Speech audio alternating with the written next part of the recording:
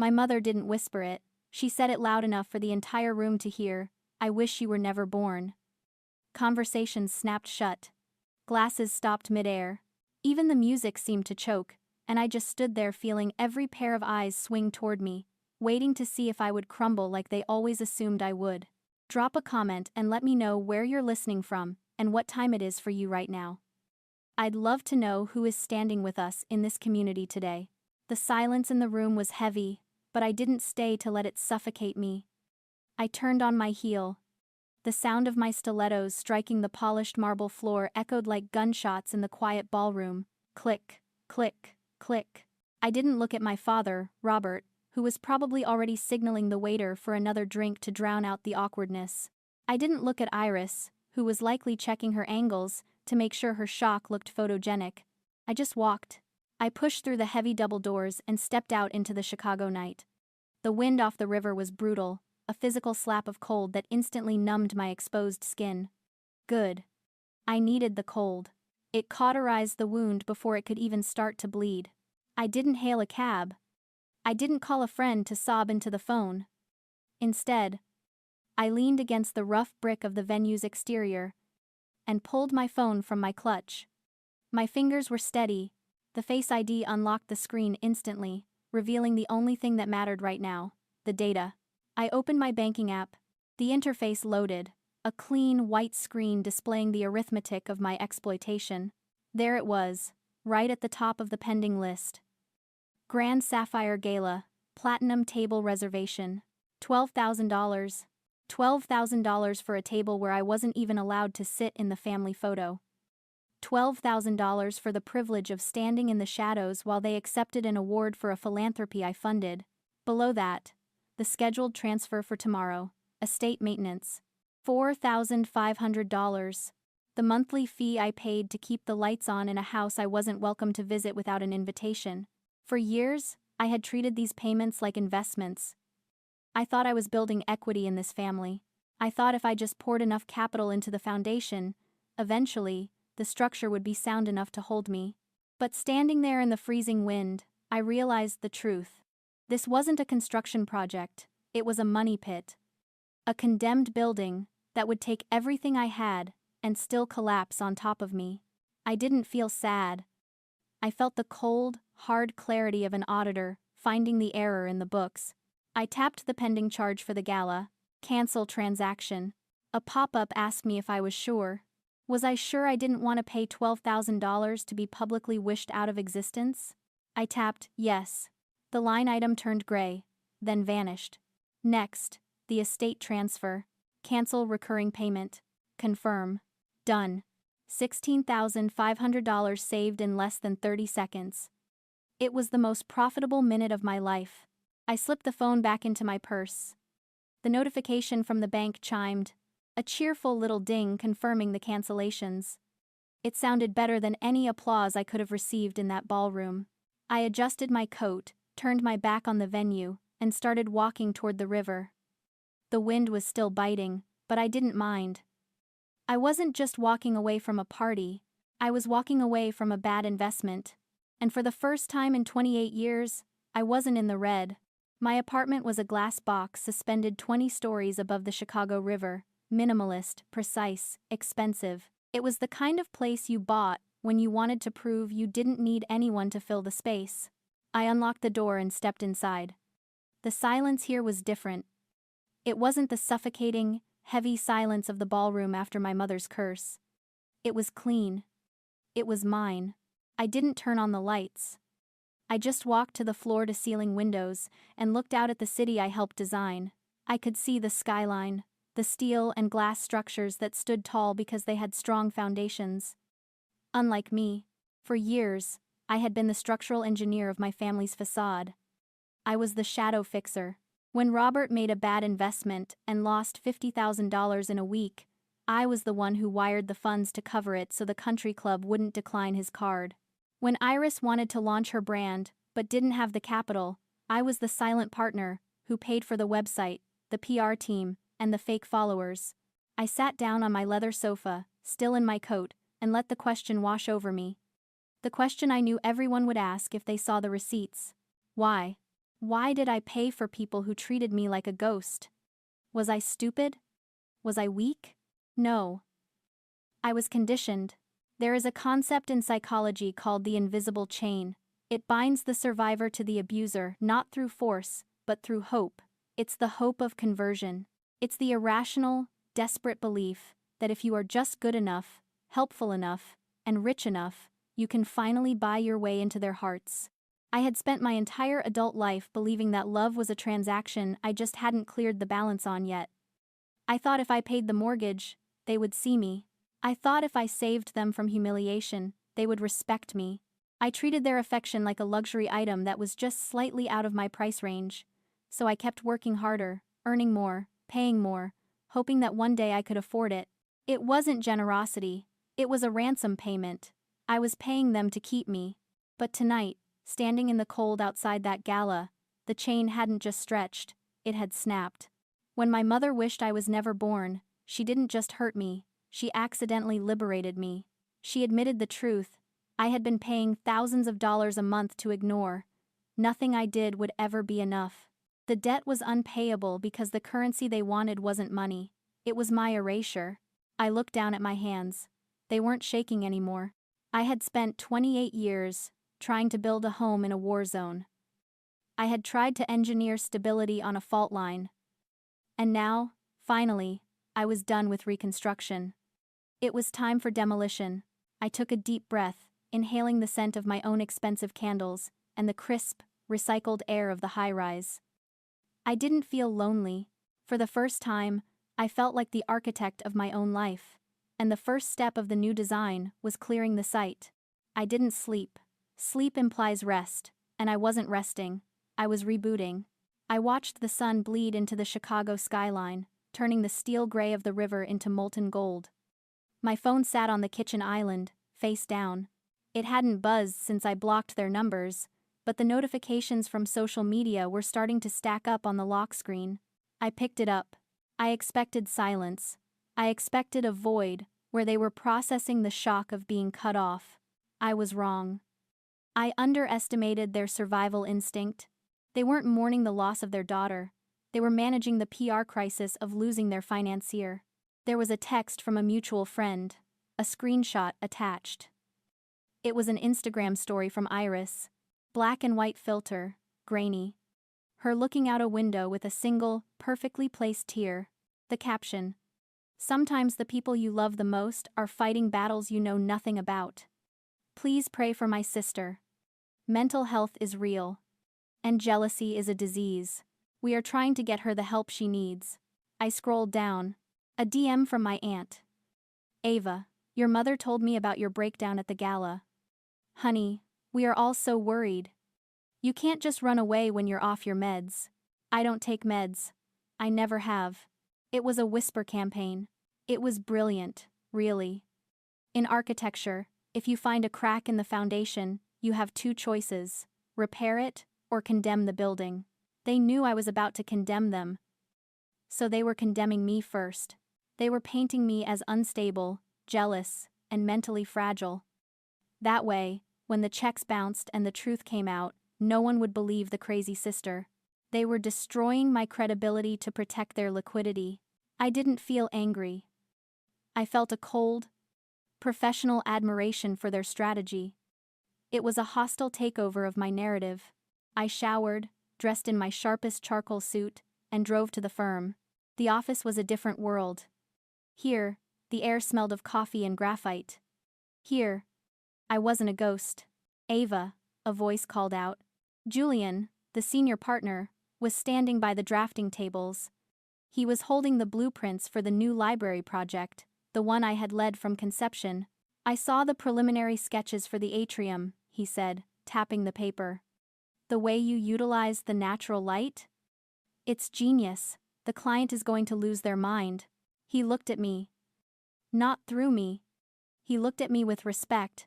"You okay?" he asked, noticing the tension in my jaw. "You look like you're ready to fight someone." "Just a long night," I said. "Well, take the win," he smiled.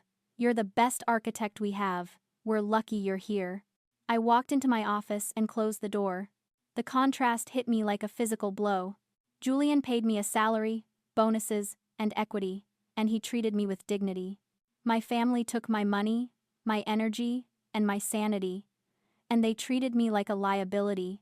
I realized then that I had been looking at this all wrong. This wasn't a family feud, this was a business relationship that had turned toxic. If a contractor stole materials, lied about the timeline, and slandered the architect, I wouldn't cry about it. I would audit them. I sat down at my desk and pulled up a new contact. Not a therapist, not a mediator. I dialed. Harrison Forensic Accounting, a voice answered. This is Ava, I said, my voice steady. I need to commission a full forensic audit of a charitable organization, the Iris Foundation. I have reason to believe funds have been misappropriated. We can start immediately, the voice said. Do you have access to the initial transfer records? I have everything, I said. I'm the one who wired the money. I hung up. The Whisper campaign wanted to paint me as crazy? Fine. Let's see how their narrative holds up against a spreadsheet. Mr. Harrison, I said, picking up on the second ring. I had scheduled the call for 2 p.m. sharp, right between a site visit and a client presentation. Compartmentalization was the only way I was functioning. Ava, his voice was crisp, professional. We've completed the initial review of the Iris Foundation's accounts, cross-referencing with the personal accounts of Robert and Monica. And? I asked, staring at the blueprints on my desk without seeing them. It's extensive, he said. The foundation is essentially a pass-through entity. Less than 5% of incoming your funds were ever dispersed to charitable causes. Where did the rest go? I asked, though a cold knot in my stomach told me I already knew. Offshore accounts in the Caymans, linked to online gambling platforms. And a significant portion went to a shell company owned by your father, which appears to be paying off a structured settlement for a tax evasion charge from 3 years ago. I closed my eyes. Gambling debts? Tax evasion. And Iris? I asked. Did she know? That's the interesting part, Harrison said. We found communication records. Emails between your father and mother discussing how to keep Iris in the dark to maintain her innocence for the brand. She has signatory power, but she doesn't have access to the ledger. She thinks she's running a non-profit. She's been signing checks she didn't understand. I leaned back in my chair, the leather creaking in the silence. Iris wasn't the mastermind. She wasn't even a willing accomplice. She was the mascot. The golden child narrative crumbled. Iris wasn't the favorite, she was the product. They had groomed her to be the beautiful face of their scam, shielding her from the reality of their corruption while using my money to prop up the stage she stood on. Without me, the funding stopped. Without the funding, the legal fees didn't get paid, the gambling debts compounded, and the tax man came knocking. And without the money, Iris's career, her entire identity evaporated. They didn't hate me because I was unlovable. They hated me because I was the only thing standing between them and prison. And Iris? She was just a doll in a glass box, unaware that I was the one paying for the Windex. A strange feeling washed over me. It wasn't anger anymore. It wasn't even betrayal. It was pity. Mr. Harrison, I said, my voice calm. Draft the report, everything. The gambling, the tax evasion, the misappropriation of charitable funds. I want it all documented, certified, and ready for delivery by tomorrow morning. Understood, he said. Are we filing with the authorities? Not yet, I said. I'm going to give them a chance to settle out of court. Ava, he warned. This is serious criminal liability. If you use this as leverage, I'm not blackmailing them, I cut in. I'm terminating the contract. I hung up. I looked out the window at the city. The sun was high and bright, casting sharp shadows across the buildings. It was a beautiful day for a demolition. They had tried to destroy me with whispers. I was going to destroy them with facts. I picked up my phone and sent a single text to my father. I have the audit results. Be at my apartment at 6 p.m. Bring Monica and Iris. Don't be late. The response was immediate. We'll be there. They thought they were coming to bully me back into submission. They thought they were coming to negotiate my surrender. They had no idea they were walking into their own foreclosure. At 6 p.m. sharp, the buzzer rang. I watched the security feed on my tablet. Monica, Robert, and Iris stood in the lobby. They looked different than they had at the gala. Monica's hair was slightly out of place, her face tight with anxiety. Robert looked older, his shoulders slumped. Iris was just staring at her phone, her thumb moving rapidly, probably checking her engagement metrics on the mental health post. I buzzed them up. When I opened the door, they didn't wait for an invitation. They surged in, bringing the chaotic energy of their desperation into my pristine sanctuary. Ava, Monica started, her voice shrill. What is this? You send a text like that after ignoring us for days? After humiliating us? Humiliating you? I repeated, leaning against the kitchen island. I walked out of a room. You told the world I was crazy. We were worried. Robert barked, stepping forward. You cut off the money, Ava. Do you know what that did? The bank called this morning. The IRS sent a notice. You can't just stop paying. We have agreements. Agreements? I asked. Show me the contract. We're your parents, Monica cried. We raised you. We sacrificed everything for you. You sacrificed me for everything, I corrected. For the image. For the lifestyle. For Iris. Iris looked up then, her eyes red-rimmed. Why are you doing this, Ava? Is this just because you're jealous? Because Mom and Dad love me? I looked at her. Really looked at her. She wasn't the golden child. She was the sacrificial lamb in designer clothing. She had no skills, no money, and no clue that she was living on a fault line. I'm not jealous, Iris, I said softly.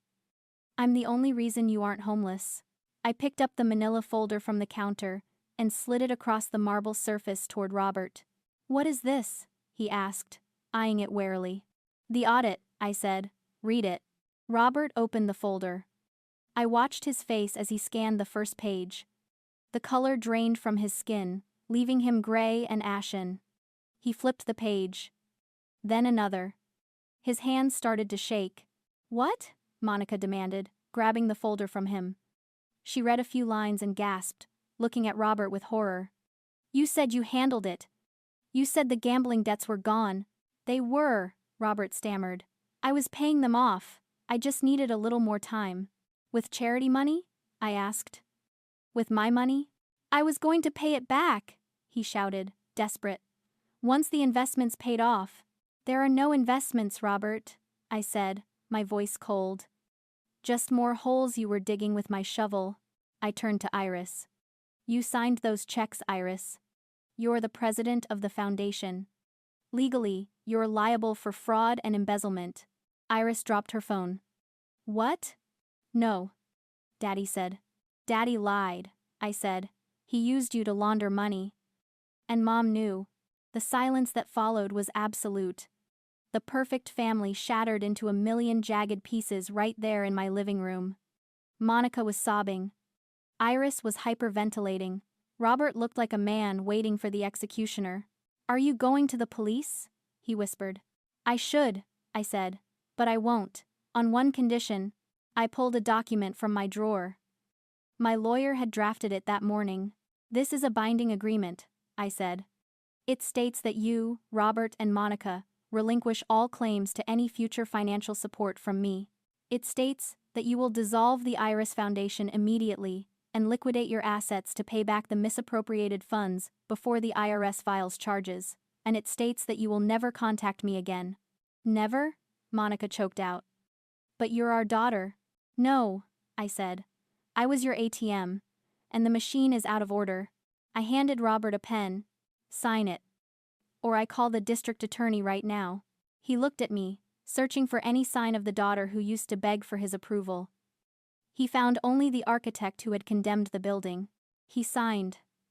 Monica signed, her hand trembling so hard she tore the paper. Get out, I said. They left in silence, a procession of ghosts. As Robert passed me, he stopped. You wished I was never born? I said, echoing the words that had started it all. He flinched. Consider it granted, I said. To you, I no longer exist. The door clicked shut. I locked it. The snow melted in Chicago, then the rain came, and now the summer sun is heating up the glass of my studio. 6 months have passed since the night I handed my parents the eviction notice from my life. In architecture, we have a term called settling. It's what happens after a building is finished, when the structure sinks slightly into the earth, finding its permanent resting place. That's what the last half year has felt like, settling. The frantic noise of my 20s, the constant, buzzing anxiety of trying to please people who couldn't be pleased is gone. I heard through the grapevine what happened to the estate. Robert and Monica sold it quietly in a private sale. It was the only way to pay the back taxes and the restitution without triggering a public trial. They moved to a condo in the suburbs. I don't know the address, and for the first time in my life, I didn't pay for the moving truck. And Iris? The last I heard, she's working at an upscale boutique on Michigan Avenue. She's not an influencer anymore. Without the bot farms and the staged photo shoots I was funding, her engagement numbers flatlined. She's actually working, clocking in, clocking out. Maybe, for the first time, she's learning what it means to actually earn a place in the world. I hope so. I don't hate her. I just don't know her. I spent a lot of time thinking about the money I saved. $16,000 a month. That's a lot of capital. I could have bought a bigger apartment. I could have bought a car I didn't need. But I realized that revenge isn't just about demolition. If you tear down a rotting house and leave the lot empty, you haven't really won. You just have a hole in the ground. True justice is about what you build in its place. So, I called Julian. I told him I wanted to start a fund. We called it the Blueprint Grant.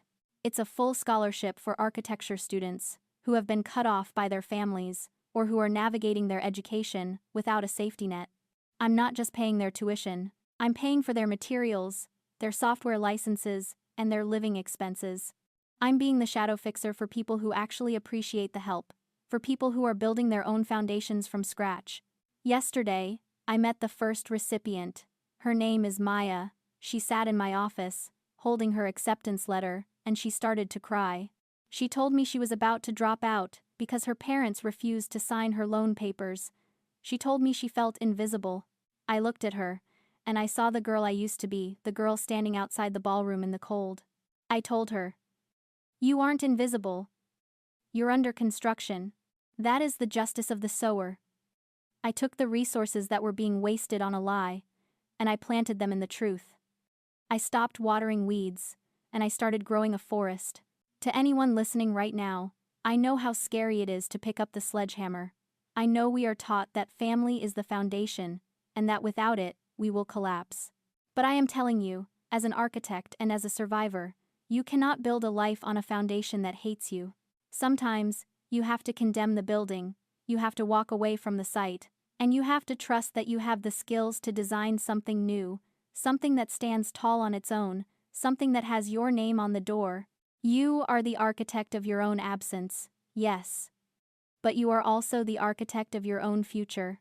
If you've ever had to demolish a relationship to save yourself, or if you're standing in the cold right now, wondering if you should cancel the transaction, I want to hear from you. Tell me your story in the comments. Let's build a new blueprint together.